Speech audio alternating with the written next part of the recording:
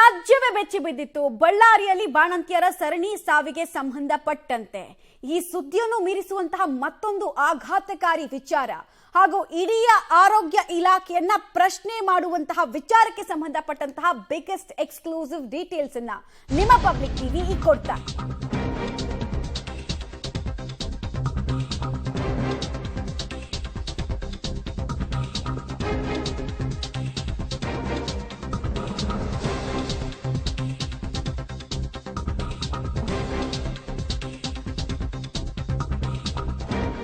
Public ಟಿವಿಯಲ್ಲಿ ಭಾನುವಾರದ biggest exclusive details ಇದು. ಬಳ್ಳಾರಿ ಅಷ್ಟೇ ಅಲ್ಲ, ಬೆಳಗಾವಿಯಲ್ಲೂ ಕೂಡ ಬಾಣಂತಿಯರ ಸರಣಿ ಸಾವಾಗಿದೆ.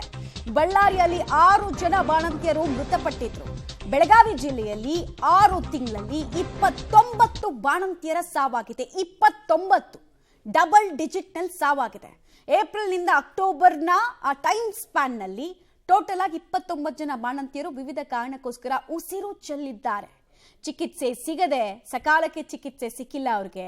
ಇನ್ನು ಕೆಲವರಿಗೆ ಸರ್ಜರಿಯ ನಂತರ ಅಂದ್ರೆ ಸಿಸೇರಿಯನ್ನ ನಂತರ ವಿಪರೀತವಾಗಿ ರಕ್ತಸ್ರಾವ ಆಗಿ ಸಾವನ್ನಪ್ಪಿದವರಿದ್ದಾರೆ. ಹಾಗೆ ಮತ್ತೊಂದು ಗಂಭೀರ ಆರೋಪ ವೈದ್ಯರ ನಿರ್ಲಕ್ಷ್ಯ. ಟ್ರೀಟ್ಮೆಂಟ್ ಕೊಡುವಲ್ಲಿ ಹಾಗೂ ಮಾನಿಟರ್ ಮಾಡುವಲ್ಲಿ ಬಳ್ಳಾರಿಯಲ್ಲಿ ಯಾವ ರೀತಿ ಎಡವಿದ್ರೋ ಸಂಬಂಧಪಟ್ಟಂತಹ ಅಧಿಕಾರಿಗಳು ಹಾಗೂ ವೈದ್ಯಾಧಿಕಾರಿಗಳು ಬೆಳಗಾವಿಯಲ್ಲೂ ಹಾಗೆ ಎಡವಿದ್ದಾರೆ ಅನ್ನೋದು ಗೊತ್ತಾಗ್ತಾ ಇದೆ. ಬಾಣಂತಿಯರ ಸಾವಿನ ಬಗ್ಗೆ ತುಟಿ ಬಿಚ್ತಾ ಇಲ್ಲ ಆರೋಗ್ಯ ಇಲಾಖೆ. ಮೌನಿಗಳ ಕೆಲಸ ಮಾಡ್ತಾ ಇದ್ದಾರೆ. ಯಾಕೆ ಇಷ್ಟು ಜನ ಸಾವನ್ನಪ್ತಾ ಇದ್ದಾರೆ ಉತ್ತರ ಕೊಡಿ ಅಂತ ಹೇಳಿದ್ರೆ ಅವ್ರಿಗೆ ಬಾಯಿ ಬರ್ತಾ ಇಲ್ಲ. ಇದನ್ನು ಮೀರಿಸುವಂತಹ ಇನ್ನೊಂದು ಸುದ್ದಿ ಇದೆ, ಅದನ್ನ ನಾವು ಹೇಳ್ತಾ ಹೋಗ್ತೀವಿ. ಆಘಾತಕಾರಿ ಅಂಶ ಹಾಗೂ ಆರೋಗ್ಯ ಇಲಾಖೆ ಅನ್ನೋದು ತುಕ್ಕು ಹಿಡಿದ ವ್ಯವಸ್ಥೆ ಆಗಿದ್ಯಾ ಅನ್ನೋ ಪ್ರಶ್ನೆಯನ್ನು ನಾವು ಕೇಳಲೇಬೇಕಾಗತ್ತೆ. ಈ ಸರ್ಕಾರಿ ಆಸ್ಪತ್ರೆಗಳಿಗೆ ಯಾಕೆ ಬರ್ತಾರೆ ಜನ? ಪ್ರೈವೇಟ್ ಹಾಸ್ಪಿಟಲ್ನ ಅಫೋರ್ಡ್ ಮಾಡೋಕ್ಕಾಗಲ್ಲ, ಇಲ್ಲಿ ಒಳ್ಳೆ ಟ್ರೀಟ್ಮೆಂಟ್ ಸಿಗುತ್ತೆ ಅಂತ. ಬಟ್ ಇಷ್ಟು ಜನ ಸರಣಿಯಾಗಿ ಜಿಲ್ಲೆಯಿಂದ ಜಿಲ್ಲೆಯಲ್ಲಿ ಸಾವನ್ನಪ್ತಾ ಇದ್ರೆ ಸರ್ಕಾರಿ ಆಸ್ಪತ್ರೆಗಳಿಗೆ ನೆಚ್ಚಿ ಬರೋರು ಯಾರು? ಮತ್ತೆ ಈ ಸರ್ಕಾರಿ ಆಸ್ಪತ್ರೆಗಳ ಅಭ್ಯುದಯಕ್ಕೆ ಅಂತ ಖರ್ಚು ಮಾಡ್ತಾ ಇದ್ದ ದುಡ್ಡು ಎಲ್ಲಿ?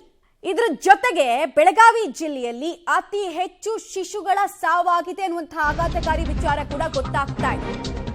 ಅತಿ ಹೆಚ್ಚು ಶಿಶುಗಳ ಸಾವು ಬಾಣಂತಿಯರ ಜೊತೆಗೆ ಪ್ರಾಣ ಬಿಡ್ತಾ ಇದೆ. ಜಗತ್ತನ್ನೇ ನೋಡದ ಕಂದ ಮಗಳು. ಬೆಳಗಾವಿ ಜಿಲ್ಲೆಯಲ್ಲಿ 6 ತಿಂಗಳಲ್ಲಿ 322 ಶಿಶುಗಳ ಸಾವಾಗಿದೆ, ಮರಣ ಆಗಿದೆ. 322 ಶಿಶುಗಳದ್ದು. ಅಪೌಷ್ಟಿಕತೆಯಿಂದ ಶಿಶುಗಳ ಸಾವು ಅಂತ ಆರೋಗ್ಯ ಇಲಾಖೆ ಶರ ಬರೆದ್ಬಿಟ್ಟಿದೆ.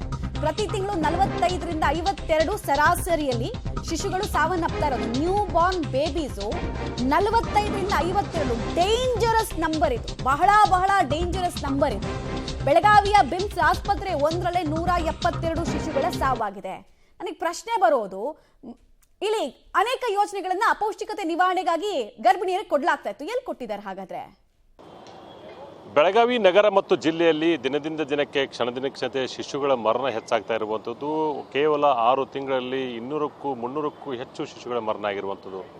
ಇದಕ್ಕೆ ಕಾರಣ ಏನು? ಇದಕ್ಕೆ ಯಾಕೆ ಈ ಥರ ಆಗುತ್ತೆ? ಜೊತೆಗೆ ಏನಂತಂದ್ರೆ ಏನು RL ಗ್ಲುಕೋಸ್ ಬಳ್ಳಾರಿಯಲ್ಲಿ ಸದ್ದು ಮಾಡಿತ್ತು. ಇಲ್ಲಿಯೂ ಕೂಡ ಆ ಗ್ಲುಕೋಸ್ ಹಚ್ಚಿದ ಮೇಲೆ ಒಂದಿಷ್ಟು ರಿಯಾಕ್ಷನ್ ಕೂಡ ಆಗಿದೆ. ಎಲ್ಲ ವಿಚಾರವಾಗಿ ಮಾತಾಡಲಿಕ್ಕೆ ನಮ್ಮ ಜೊತೆ ಪ್ರಭಾರಿ DH ಅಂತ ಶರಣಪ್ಪ ಗಡೇದಾದರೆ, ಅವರನ್ನು ಮಾತಾಡ್ಸೋಣ.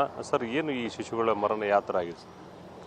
ಶಿಶುಗಳ ಮರಣ ಅವು ಹುಟ್ಟುವಲ್ಲೇ ಕೆಲವೊಂದಿಷ್ಟು ಪ್ರೀಮ್ಯಾಚೂರ್ ಬೇಬಿ, ದಿನ ತುಂಬದಕ್ಕಿಂತ ಕಡಿಮೆ ಇದ್ದಂಥ ಮಕ್ಕಳು ಹುಟ್ಟಿದ್ದೂ ಇನ್ಫೆಂಟ್ ಡೆತ್ ಅಂತ ನಾವು ರಿಪೋರ್ಟ್. ಪ್ರೀಮ್ಯಾಚೂರ್ ಒಂದು ಉಸಿರು ತೊಗೊಂಡ್ರು ಅದು 1 ಡೇ ಇದ್ರೂ ಇನ್ಫೆಂಟ್ ಡೆತ್ ಅನ್ನೋ ರಿಪೋರ್ಟ್ ಆಗ್ತೈತಿ.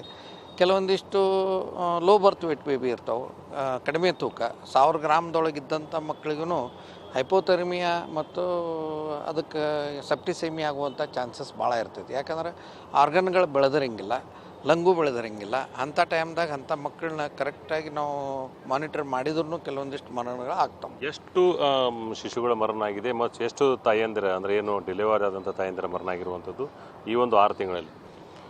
ಈ ಒಂದು 6 ತಿಂಗಳಲ್ಲಿ ನಾವು ಏಪ್ರಿಲ್ನಿಂದ ಇಲ್ಲಿವರೆಗೂ 322 ಶಿಶು ಮರಣಗಳಾಗಿದ್ದವು. ನಮ್ಮ ರಿಪೋರ್ಟ್ ಪ್ರಕಾರ 29 ತಾಯಂದಿರ ಮರಣ ಆಗಿದ್ದವು.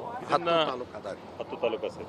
ಈ ಒಂದು ಶಿಶುಗಳ ಮರಣ ತಡೆಗಟ್ಟುವಲ್ಲಿ ಅಥವಾ ಮುಂಜಾಗ್ರತಾ ಕ್ರಮ ತಗೋಬೇಕು, ಏನಾದರೂ ಆ ಥರ ಒಂದು ಕಾರ್ಯಕ್ರಮ ಇದೆ ಸರ್? ಅದು ಮುಂಜಾಗ್ರತಾ ಕ್ರಮ ತಗೊಳ್ಳೋದು ಎಲ್ಲ ಪ್ರೋಗ್ರಾಮ್ಸ್ದಾಗ ಕಾರ್ಯಕ್ರಮ ಇದ್ದೇ ಇರುತ್ತೆ. ಕೆಲವೊಂದಿಷ್ಟು ಫೀಲ್ಡ್ದಾಗಿರೋರಂಥವ್ರು ಈ ಶಿಶು ಮರಣ ನಾವು ಹೆಚ್ಚಾಗಿ ಕಾಣೋದು ಈ ವರ್ಕರ್ಸ್, ವಲಸೆ ಬಂದಂಥ ವರ್ಕರ್ಸ್ ಇರ್ತಾರಲ್ಲ, ಮತ್ತು ಕೆಲವೊಂದಿಷ್ಟು ಈ ಹೊಲದಾಗ ಕೆಲಸ ಮಾಡ್ತಾ ಅವ್ರ ಹೆಲ್ತ್ ಕೇರ್ ಮಾಡಲಾರ್ದ ಅಂಥ ಮಕ್ಕಳಿಗೆ ತಾಯಿ ಪೌಷ್ಟಿಕ ಆಹಾರ ಕಮ್ಮಿ ಆಗುವಂಥ ಸಂಭವ ಇರ್ತೈತಿ. ಅಂಥ ಮಕ್ಕಳು ಅಂಥ ತಾಯಂದ್ರೊಳಗೆ ಒಂದು ಸ್ವಲ್ಪ ಇಂಥವು ಜಾಸ್ತಿ ಕಾಣ್ತಾ ಇರ್ತವೆ. ಅಂದರೆ ನಿಮ್ಮ ಪ್ರಕಾರ ಹೇಳೋದಂದರೆ ಹುಟ್ಟುವ ಮಕ್ಕಳಲ್ಲಿ ಪೌಷ್ಟಿಕಾಹಾರದ ಕೊರತೆ ಕಂಡು ಬಂದಿದೆ, ಡೆಫಿಷಿಯನ್ಸಿ ಇದೆ ಅಂತ. ತಾಯಂದ್ರಿಗೆ ಇರ್ತದೆ. ತಾಯಂದ್ರಿಗೆ ಸ್ವಲ್ಪ ಪೌಷ್ಟಿಕ ಆಹಾರ ಕಮ್ಮಿ ಆದಾಗ ಲೋ ಬರ್ತ್ ವೇಟ್ ಮಕ್ಕಳು ಹುಟ್ಟುವಂಥ ಚಾನ್ಸಸ್ ಇರ್ತಾವೆ. ಅಂಥವನ್ನ ನಮ್ಮ ಆಶಾ ಕಾರ್ಯಕರ್ತರು ಟ್ರ್ಯಾಕಿಂಗ್ ಮಾಡ್ತಿರ್ತಾರೆ. ಅವ್ರಿಗೆ FS ಟ್ಯಾಬ್ಲೆಟ್ ಕೊಟ್ಟು ಆದಷ್ಟು ಇಂಪ್ರೂವ್ ಮಾಡೋಕ್ಕೆ ಫುಡ್ ಗಿಡ್ಡು ಚೆನ್ನಾಗಿ ಕೊಟ್ಟು ಅದನ್ನ ಇಂಪ್ರೂವ್ ಮಾಡೋಕ್ಕೆ ಟ್ರೈ ಮಾಡ್ತಾ ಇರ್ತೀವಿ. ಆ ಪ್ರಕಾರ ANC ಕ್ಲಿನಿಕ್ದೊಳಗೂ ಅವ್ರಿಗೆಲ್ಲ ತಿಳಿಸಿ ಹೇಳ್ತಾ ಇರ್ತೀವಿ, ಈ ಥರ ಒಂದು ಪೌಷ್ಟಿಕ ಆಹಾರ ತೊಗೊರಿ ಅಂತವ್ರು. ಬಟ್ ಈಗ ಏನು ಈ ಒಂದು 6 ತಿಂಗಳ ಜೊತೆ ಹಿಂದುಗಡೆನೂ ಕೂಡ 400ಕ್ಕೂ ಹೆಚ್ಚು ಮಕ್ಕಳ ಡೆತ್ ಆಗಿರುವಂಥದ್ದು, ಆಗಲೂ ಕೂಡ 30 ಜನ ಗರ್ಭಿಣಿ ಸತ್ತೋಗಿದ್ದಾರೆ ಒಂದು ಕಳೆದ ವರ್ಷ. ಯಾಕಂದರೆ ಅವು ಅಷ್ಟೊಂದು ಡೆಲಿವರಿ ಇದ್ರೊಳಗೆ ಅಷ್ಟು ಕಂಜನೈಟಲ್ ಡಿಫೆಕ್ಟ್ ಇದ್ದಂಥ ಬೇಬೀಸ್ ಇರತ್ತವು. ಆ್ಯಸ್ ಪರ್ ನಾಮ್ಸ್ ಪ್ರಕಾರ ಇನ್ಫೆಂಟ್ ಮಾರ್ಟಾಲಿಟಿ ರೇಟ್ ಅಂತ ಇರುತ್ತದೆ ನಮ್ಮ. ಈಗ ನೀವು ಹೇಳೋ ಪ್ರಕಾರ ಏನಂತಂದರೆ ಈ ಎಲ್ಲ ಆ ಥರ ಗೊತ್ತಾಯಿತು. ಜೊತೆಗೆ ಈಗ 6ರಲ್ಲಿ ಏನು ಗ್ಲುಕೋಸ್ ಇತ್ತು, ಬಳ್ಳಾರಿಯಲ್ಲಿ ಸದ್ದು ಮಾಡಿತ್ತು, ಇಲ್ಲಿಯೂ ಕೂಡ ಅದೇ ಬ್ಯಾಚ್ನ ಗ್ಲುಕೋಸನ್ನು ಎಲ್ಲ ಕಡೆ ಸಪ್ಲೈ ಮಾಡಲಾಗಿತ್ತು. ಆ ಒಂದು ವಿಚಾರದಲ್ಲಿ ಎಷ್ಟು ಸಪ್ಲೈ ಮಾಡಿದ್ರು ಮತ್ತು ಯಾವ ಥರ ಇದೆ ಸರ್ ಅದರಿಂದ? ಆ ಥರದ ಯಾವುದೂ ನಮ್ಮಲ್ಲಿ ಅನಾಫಿಲಾಪ್ಟಿಕ್ ರಿಯಾಕ್ಷನ್ಸ್ 6ರಿಂದ ಆಗಿಲ್ಲ. ಯಾವುದೇ ಥರದಿಂದ ಆ 6ದಿಂದ ಆಯಿತು, ಗ್ಲುಕೋಸ್ದಿಂದ ಆಯಿತು, ಯಾವುದೇ ಥರದ ಮರಣನೂ ಹೊಂದಿಲ್ಲ. ಇಲ್ಲಿ ಯಾವ ನಮ್ಮಲ್ಲಿ ಸಪ್ಲೈ ಆಗಿದ್ದಂಥ ಭಾಳಷ್ಟು ಜನ ವೈದ್ಯರು ಹೇಳ್ತಾರೆ ಅದು ಹಚ್ಚಿದ ಮೇಲೆ ಒಂದಿಷ್ಟು ಇರಿಟೇಷನ್ ಆಯಿತು, ಒಂದಿಷ್ಟು ರಿಯಾಕ್ಷನ್ ಆಗ್ತಾ ಇತ್ತು ಅಂತೇಳಿ. ನಾವು ಎಲ್ಲ ವೈದ್ಯಾಧಿಕಾರಿಗಳು ಅದನ್ನ ಇನ್ಫಾರ್ಮೇಷನ್ ಕೊಟ್ಟಿವಿ. ಆ ಥರ ಏನಾದರೂ ಇಮಿಡಿಯೇಟಾಗಿ ರಿಪೋರ್ಟ್ ಮಾಡಿರಿ. ಆ ಥರ ನಮ್ಮಲ್ಲಿ ಯಾರೂ ಹೇಳಿಲ್ಲ. ಒಂದು ಕಡೆ ಸಂಕ್ರಟ್ಟಿ ಒಳಗೆ ಒಂದು 6 ಹಚ್ಚಿದಾಗ ಒಂದು ಸಲೈನಕ್ಕೆ ಒಂದು ತಾಯಿಗೆ ಆಯಿತು. ಅದೇ ಮತ್ತೊಂದು ಪೇಷಂಟಿಗೆ ಹಚ್ಚಿದಾಗ ಆ ಥರ ಸಿಂಪ್ಟಮ್ಸ್ ಬರಲಿಲ್ಲ. ಮತ್ತು ಒಬ್ಬೊಬ್ಬರು ಮೈಗುಣದ ಮೇಲೂ ಇರ್ತದೆ, ಅದಕ್ಕೇನಾದರೂ ಹಂಗಾಯ್ತು ಅಂತ. ಆಮೇಲೆ ಅದನ್ನು ಅವರಿಗೆ ರಿಪೋರ್ಟ್ ಮಾಡಿದಾಗ ನೋಡೋಣ, ಅದನ್ನು ಬ್ಯಾನ್ ಮಾಡೋಣ ಅಂತ ಅಂದ್ರೆ ಅದನ್ನು ಸ್ಟಾಪ್ ಮಾಡಿರಿ. ಮತ್ತೊಂದು ಪೇಷಂಟಿಗೆ ಯೂಸ್ ಮಾಡಿದಾಗ ಅದು ಕರೆಕ್ಟ್ ಆಗೋಣ. ಅದು ಏನೋ ನವಂಬರ್ 16ರಿಂದ ಏನು ಸರ್ಕಾರದಿಂದ ಆದೇಶನ ಬಂತು, ಇಂಥ ಬ್ಯಾಚ್ ನಂಬರ್ಗಳನ್ನು ಬಂದ್ ಮಾಡಿರಿ ಅಂತ. ಆ ಬ್ಯಾಚ್ ನಂಬರ್ದೊಳಗೆ ಎಲ್ಲರಿಗೂ ಇನ್ಸ್ಟ್ರಕ್ಷನ್ ಕೊಟ್ಟಿವಿ ಮೆಡಿಕಲ್. ಈಗ ಅದೇ ಪ್ರಕಾರ ಅಂತ ಈ ಬ್ಯಾಚ್ ನಂಬರ್ಗಳು ಏನು ಸಪ್ಲೈ ಆಗಿತ್ತು, ಆ ವಿಚಾರದಲ್ಲಿ ಎಲ್ಲೆಲ್ಲಿ ಸಪ್ಲೈ ಆಯಿತು, ಏನೇನಾಯಿತು ಅಂತೇಳಿ ಒಂದು ಎನ್ಕ್ವೈರಿ ಮಾಡ್ತಾಯಿದ್ರಿ ಬೆಳಗಾವಿಯಲ್ಲಿ? ಮಾಡಿದ್ದೀವಿ.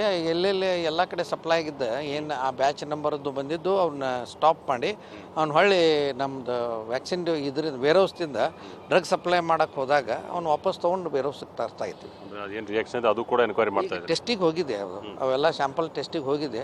ಸ್ಯಾಂಪಲ್ ಟೆಸ್ಟ್ ಆಗಿ ಬಂದ ಮೇಲೆ ಅವು ಏನಾರು ಗುಡ್ ಕ್ವಾಲಿಟಿ ಅದಾವ ಅಂತಂದ್ರೆ ಮತ್ತೆ ರೀಸಪ್ಲೈ ಮಾಡಿಸ್ತೀವಿ.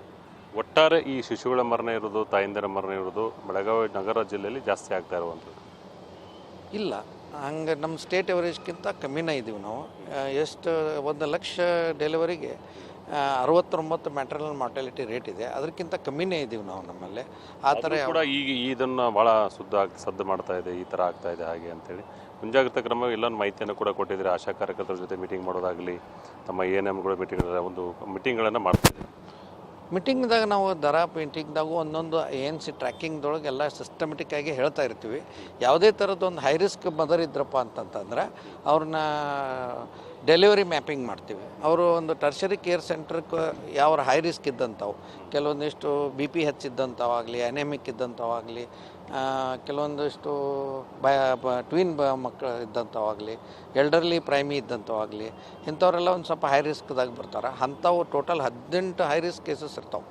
ಅದರೊಳಗೆ ಯಾವುದೇ ಒಂದು ಹೈ ರಿಸ್ಕ್ ಕೇಸಸ್ ಇದ್ದರೆ ಅದನ್ನು ಅಡಾಪ್ಷನ್ ಮಾಡಿಕೊಂಡು ಆಶಾ ಅದನ್ನು ಕರೆಕ್ಟ್ ಟೈಮ್ ಮ್ಯಾಪಿಂಗ್ ಮಾಡಿಕೊಂಡು ಟರ್ಷರಿ ಕೇರ್ ಸೆಂಟರ್ ಡೆಲಿವರಿಗೆ ಒಯ್ಬೇಕಂತೇಳಿ ವೈದ್ಯಾಧಿಕಾರಿಗಳಿಗೂ ಹಾಗೂ ಅಲ್ಲ 18 ಕೊರತೆಗಳು ಡಿಸೀಸಸ್ ಇರ್ತಾವೆ. ಒಂದು RH ಇನ್ಕಾಂಪ್ಯಾಟಬಿಲಿಟಿ ಆಗಿರ್ಬೋದು, ಜಟ್ಕಾ ಬರುವುದಾಗಿರ್ಬೋದು, ಮತ್ತು ಅನೆಮಿಯಾ ಆಗಿರ್ಬೋದು, BP ಹೆಚ್ಚಾಗಿರ್ಬೋದು, ಡಯಾಬಿಟಿಕ್ ಆಗಿರ್ಬೋದು, ಮತ್ತು ಹಿಂದಲ್ ಡೆಲಿವರಿ ಒಳಗೆ ಪ್ರಿವಿಯಸ್ LSCS ಕಡಿಮೆ ಆಗಿರೋ ಎನೆಮಿಯಾದೊಳಗೆ ಪ್ರೋಟೀನ್ ಲಾಸು ಇರ್ತದೆ. ಎನೆಮಿಯಾ ಇದ್ದಾಗ ಪೌಷ್ಟಿಕ ಆಹಾರ ಕಡಿಮೆ ಆಗೋದ್ರಿಂದ ಒಂದು ಸ್ವಲ್ಪ ಅವರು ಮಗು ಕಡಿಮೆ ತೂಕ ಹುಟ್ಟುವಂಥ ಚಾನ್ಸಸ್ ಇರ್ತವೆ. ಇದು ಏನಂತಂದರೆ ಪೌಷ್ಟಿಕ ಆಹಾರದ ಕೊರತೆಯಿಂದ ಇನ್ನೇನು ಜಗತ್ತನ್ನು ನೋಡಬೇಕು ಮಕ್ಕಳು ಅನ್ನೋದರಲ್ಲಿ ಕಣ್ಮುಸ್ತಾ ಇರುವಂಥದ್ದು. ಕೇವಲ 6 ತಿಂಗಳಲ್ಲಿ 300ಕ್ಕೂ ಹೆಚ್ಚು ಶಿಶುಗಳ ಮರಣ ಬೆಳಗಾವಿ ನಗರ ಮತ್ತು ಜಿಲ್ಲೆ ಆಗಿರೋದು ಭಾಳಷ್ಟು ಶೋಚನೀಯ ಸಂಗತಿ. ಇದರ ಬಗ್ಗೆ ಸಂಬಂಧಪಟ್ಟ ಸರ್ಕಾರಗಳು ಮತ್ತು ಇಲ್ಲ ಸಂಬಂಧಪಟ್ಟ ಇಲಾಖೆ ಮತ್ತು ಸರ್ಕಾರ ಚಿಂತನೆ ಮಾಡಬೇಕಾಗಿರುವಂಥದ್ದು. ಕ್ಯಾಮ್ರಾ ಪರ್ಸನ್ ವಿನಾಯಕ್ ಜೊತೆ ದಿಲೀಪ್ ಕುರುಂದೊಡೆ, ಪಬ್ಲಿಕ್ TV, ಬೆಳಗಾವಿ. 6,100 ಮಕ್ಕಳಲ್ಲಿ ಕೆಲವು ಹೆರಿಗೆಗಳಲ್ಲಿ ಕೆಲವು ಮಕ್ಕಳನ್ನು ನಾವು ನಮ್ಮ ಮಕ್ಕಳ ದಕ್ಷತಾ ವಿಭಾಗ ಕೂಡ ಅಡ್ಮಿಟ್ ಮಾಡ್ಕೊಂಡಿರ್ತೀವಿ. ಅಂಥ ದಕ್ಷತಾ ವಿಭಾಗದಲ್ಲಿ ಸುಮಾರು 2,178 ಮಕ್ಕಳನ್ನು ನಾವು ಅಲ್ಲಿ ಅಡ್ಮಿಟ್ ಮಾಡಿದ್ದೀವಿ. ಅದರೊಳಗೆ ಸುಮಾರು 172 ಅಂದರೆ ಸುಮಾರು ಸರಿ 20 ರಿಂದ 25 ಮಕ್ಕಳು ಪ್ರತಿ ತಿಂಗಳು ನಮ್ಮಲ್ಲಿ ಮರಣ ಹೊಂದಿರ್ತವೆ. ಅವಾಗ ಬೇರೆ ಬೇರೆ ಕಾರಣಗಳಿರ್ತವೆ. ಸೊ ಇವುಗಳನ್ನ ಕೂಡ ನಾವು ಪ್ರತಿ ತಿಂಗಳು ಅದಕ್ಕೆ ನಮ್ಮ ಮೇಲಾಧಿಕಾರಿಗಳಿಗೆ ನಮ್ಮದೇ ಆಗಿರ್ತಕ್ಕಂಥ ಒಂದು ನಮೂನೆಯಲ್ಲಿ ಹೋಗಿ ನಾವು ವರದಿ ಮಾಡ್ತಾ ಇದ್ದೀವಿ. 172 ಅಂದರೆ ನಮ್ಮ ಇನ್ಫೆಂಟ್ ಮೆಟಾಲಿಟಿ 7.8% ಬರ್ತಾ ಇದೆ. ಸೊ ಪ್ರತಿ ಸಾರಿ ನೀವು ತೊಗೊಂಡ್ರಪ್ಪ ಅಂತಂದ್ರೆ 16 ರಿಂದ 17 ಮರಣಗಳು ಹೋಗ್ತಾ ಇದ್ದಾವೆ. ಅದು ತಿಂಗಳ ವಾರ ಎವರೇಜ್ ಇರ್ತದೆ ಒಂದೊಂದು ಸಾರಿ. ಸೊ ಬೇರೆ ಒಂದೊಂದೇ ಹೊರಗಿನ ಮಕ್ಕಳು ಅಂದರೆ ತೊಂದರೆಯಾಗಿರ್ತಕ್ಕಂಥ ಮಕ್ಕಳು, ಲೇಟಾಗಿ ಬಂದಿರತಕ್ಕಂಥ ಮಕ್ಕಳು ಏನಂದರೆ ಸ್ವಲ್ಪ ಹೆಚ್ಚು ಕಡಿಮೆ ಆಗುತ್ತೆ ಅಂಕೆ ಸಂಖ್ಯೆಯಲ್ಲಿ. But average 16 to 17 per month ಆಗ್ತಾ ಇದೆ. ಅವುಗಳು ಕೂಡ ನಾವು ಕಡಿಮೆ ಮಾಡಲಿಕ್ಕೆ ಭಾಳ ಪ್ರಯತ್ನ ಮಾಡ್ತಾ ಇದ್ದೀವಿ. ಡೀಟೇಲ್ಸ್ ಕೊಡ್ತಾರೆ. ನೇರ ಸಂಪರ್ಕದಲ್ಲಿ ಜಾಯ್ನ್ ಆಗ್ತಾ ಇದ್ದಾರೆ ದಿಲೀಪ್. ಒಂದ್ ಕಡೆಗೆ ಬಾಣಂತಿಯರ ಸಾವಿಗೆ ಸಂಬಂಧಪಟ್ಟಂತೆ ಇಂಟರ್ನಲ್ ಎನ್ಕ್ವೈರಿಗಳು ಶುರುವಾಗಿತ್ತು ಅನ್ನೋದು ಒಂದು ಪ್ರಶ್ನೆ. ಎರಡನೇದು, ಈ ಶಿಶುಗಳ ಸಾವಿಗೆ ಸಂಬಂಧಪಟ್ಟಂತೆ ನಾವು ನೋಡ್ತಾ ಇದ್ವಿ ಸ್ಪಷ್ಟೀಕರಣವನ್ನ ಯಾವ್ಯಾವ ಕಾರಣಕ್ಕೋಸ್ಕರ ಕೊಡ್ತಾ ಇದ್ದಾರೆ ಅಂತ. ಬಟ್ ಇದೇ ನಿಜವಾದ ಕಾರಣನ ಅಥವಾ ಮುಚ್ಚಿಡುವಂತಹ ಪ್ರಯತ್ನ ಇಲ್ಲೇನಾದ್ರೂ ಆಗ್ತಾ ಇದೆ? ಬಿಕಾಸ್ ಲಾಸ್ಟ್ ತಿಂಗಳು ಕೂಡ ಈ ವಿಚಾರ ಸುದ್ದಿಯಲ್ಲಿ ಇದ್ದಾಗ ಆಕ್ಸಿಜನ್ನ ಫೇಲ್ಯೂರ್ನ ಕಾರಣಕ್ಕೋಸ್ಕರ ಮಕ್ಕಳು ಸಾವನ್ನಪ್ಪಿದ್ರು, ಶಿಶುಗಳು ಸಾವನ್ನಪ್ಪಿದ್ವು ಅನ್ನೋದನ್ನ ಕೇಳ್ತಾ ಇದ್ವಿ ನಾವು. ಬಟ್ ಅದನ್ನ ತಳ್ಳಿ ಹಾಕೋ ಕೆಲಸವನ್ನ ನಿರಂತರವಾಗಿ ಮಾಡ್ತಾ ಬರಲಾಗ್ತಾ ಇದೆ. ಆದ್ರೆ ಕುಟುಂಬಸ್ಥರ ಆರೋಪ ಬೇರೆ. ಸೊ ಯಾವ್ದು ಸತ್ಯ, ಇಲ್ಲಿ ಏನಾಗಿದೆ? ವಿಷಾದನೀಯ ಸಂಗತಿ. ಮತ್ತೆ ಈ ಮರಣ ಯಾಕೆ ಹೊಂದಿತ್ತು ಅನ್ನೋದು ನಿಖರವಾದ ಗೊತ್ತಿಲ್ಲ. ಅದಕ್ಕೆ ನಿಗೂಢ ಸಾವು ಅಂತ ನಾವು ಹೇಳಿರುವಂಥದ್ದು. ಯಾಕಂದ್ರೆ ನಿಗೂಢವಾಗಿ ಯಾಕೆ ಸಾವಾಗ್ತಾ ಇದೆ, ಅವಕ್ಕೆ ಖಂಡಿತವಾಗಿ ಅಂತ ಯಾವ ವಿಚಾರದಲ್ಲಿ ಮರಣ ಹೊಂದಿತ್ತು ಎಲ್ಲ ವಿಚಾರವಾಗಿ ಮಾಜಿ ಮಹಿಳಾ ಮತ್ತು ಮಕ್ಕಳ ಕಲ್ಯಾಣ ಸಚಿವರಂತ ಶಶಿಕಲಾ ಜೊಲ್ಲೆ ಅವರಿದ್ದಾರೆ. ಬನ್ನಿ ಅವರನ್ನ ಮಾತಾಡ್ಸೋಣ. ಏನು ಇಷ್ಟೊಂದು ಪ್ರಮಾಣದಲ್ಲಿ ಮಕ್ಕಳು ಸಾಯ್ತಾ ಇರುವಂಥದ್ದು? ನಿಜವಾಗ್ಲೂ ಒಂದು ಕುಟುಂಬದಲ್ಲಿ ಒಬ್ಬ ಮಹಿಳೆ ತಾಯಿ ಆಗಬೇಕು ಮತ್ತು ಅವಳಿಗೆ ಒಂದು ಮಗು ಜನನ ಆಗಬೇಕು ಅಂದರೆ ಅದೊಂದು ಬಹಳಷ್ಟು ಆನಂದದ ಮತ್ತು ಖುಷಿಯ ಸಂಗತಿ. ಒಬ್ಬ ಯಾವುದೇ ಮಹಿಳೆ ತಾಯಿ ಆಗಬೇಕು ಅನ್ನೋವಂಥದ್ದು ಒಂದು ಇಚ್ಛೆಯನ್ನು ಇಟ್ಕೊಂಡು ಮತ್ತು ಆ ಹೆರಿಗೆ ಹೊತ್ತಿನಲ್ಲಿ ಅವಳು ಪುನರ್ಜನ್ಮವನ್ನು ಪಡ್ಕೊಂಡು ಆ ನೋವನ್ನು ಸಹನೆ ಮಾಡಿಕೊಂಡು ಒಂದು ಮಗುವಿಗೆ ಜನ್ಮ ಕೊಡ್ತಾಳೆ. ಮೊನ್ನೆಯಿಂದ ನಾವು ಬಳ್ಳಾರಿಯಲ್ಲಿ ನೋಡ್ತಾ ಇದ್ದೀವಿ. ಆದರೆ ಬೆಳಗಾವಿ ಜಿಲ್ಲೆಯಲ್ಲಿ ನನಗೆ ತುಂಬ ಆಘಾತ ಆಗಿದೆ. ಯಾಕಂದರೆ ಕಳೆದ ಸುಮಾರು 4-5 ತಿಂಗಳಲ್ಲಿ 322 ಮಕ್ಕಳು ಉಸಿರಾಡೋದಕ್ಕೆ ಮುಂಚೆನೇ ತೀರ್ಕೊಂಡಂಥ ಒಂದು ಸಂದರ್ಭ ನಾವಿಲ್ಲಿ ನೋಡ್ತಾ ಇದ್ದೀವಿ. ಅದರ ಜೊತೆಗೆ ಸುಮಾರು 27 ಬಾಣಂತಿಯರು ಕೂಡ ಇಲ್ಲಿ ಮರಣವನ್ನು ಅಪ್ಪಿದ್ದಾರೆ. ಇದಕ್ಕೆ ನಾನು ಈ ಬೆಳಗಾವಿ ಜಿಲ್ಲೆಯ DHO ಆದಂಥ ನಮ್ಮ ಶರಣಪ್ಪ ಅವರೇ ಹೇಳ್ತಾ ಇದ್ದಾರೆ, ಇದನ್ನೆಲ್ಲ ದಾಖಲೆಗಳನ್ನು ಕೊಡ್ತಾ ಇದ್ದಾರೆ. ಒಂದು ಮಗು ಜನ್ಮಿಸ್ಬೇಕು ಮತ್ತು ತಾಯಿ ಮತ್ತು ಮಗುವಿನ ಒಂದು ಆ ಟೈಮಲ್ಲಿನ ಒಂದು ಪರಿಸ್ಥಿತಿಯಿಂದ ಅವ್ರು ಹೊರಗೆ ಬರಬೇಕು ಅಂದರೆ ತಾಯಿನೂ ಕೂಡ ಸಶಕ್ತಳಾಗಿರಬೇಕು ಮತ್ತು ಅವಳಿಗೆ ಜನಿಸ್ತಕ್ಕಂಥ ಮಗು ಕೂಡ ಸಶಕ್ತವಾಗಿ ಜನನ ಆಗಬೇಕು. ಹೀಗಾಗಿ ಆ ಗಡದವರು DHO ಅವ್ರು ಹೇಳೋ ರೀತಿಯಲ್ಲಿ ನೋಡಿದಲ್ಲಿ ಸರ್ಕಾರದ ಕಾರ್ಯಕ್ರಮಗಳು ಬಹಳಷ್ಟ ಇದ್ದಾವೆ. ಈಗ ವಲಸೆ ಬಂದಿರುವಂಥದ್ದು, ಕಬ್ಬು ಕಡೆಗೆ ಬಂದಿರುವಂಥ ತಾಯಂದ್ರಿರ್ಬೋದು. ಯಾಕಂದರೆ ನಮ್ಮ ನೆಚ್ಚಿನ ಪ್ರಧಾನಮಂತ್ರಿಗಳಾದಂಥ ಮೋದಿಜಿಯವರು ಒಬ್ಬ ತಾಯಿ ಹೆರಿಗೆ ಆಗುವಂಥ ಸಂದರ್ಭದಲ್ಲಿ ಮಾತೃವಂದನಾ ಅಂಥೇಳಿ ಒಂದು ಸ್ಕೀಮ್ ಮಾಡಿ ಅದರಲ್ಲಿ 5,000 ರೂಪಾಯಿ ಕೊಡುವಂಥ ಬಡ ತಾಯಂದ್ರಿಗೆ ಸ್ಕೀಮ್ ಇದೆ. ಅದರ ಜೊತೆಗೆ ಪೌಷ್ಟಿಕ ಆಹಾರ ಅವರಿಗೆ ಕೊರತೆ ಆಗಬಾರ್ದು ಅಂತ ನಮ್ಮ ಅಂಗನವಾಡಿ ಮುಖಾಂತರ ಪೋಷಣ್ ಅಭಿಯಾನ್ ಅಂತ 2017ರಿಂದ ಮಾಡ್ತಾ ಇದ್ದಾರೆ. ಇದನ್ನೆಲ್ಲ ನೋಡಿದಾಗ ಇಷ್ಟೊಂದು ಮಕ್ಕಳು ನಮ್ಮ ಜಿಲ್ಲೆಯಲ್ಲಿ ಮತ್ತು ತಾಯಂದ್ರ ಮರಣ ಸಂಖ್ಯೆಯನ್ನು ನೋಡಿದಾಗ ಆಘಾತ ಆಗ್ತದೆ.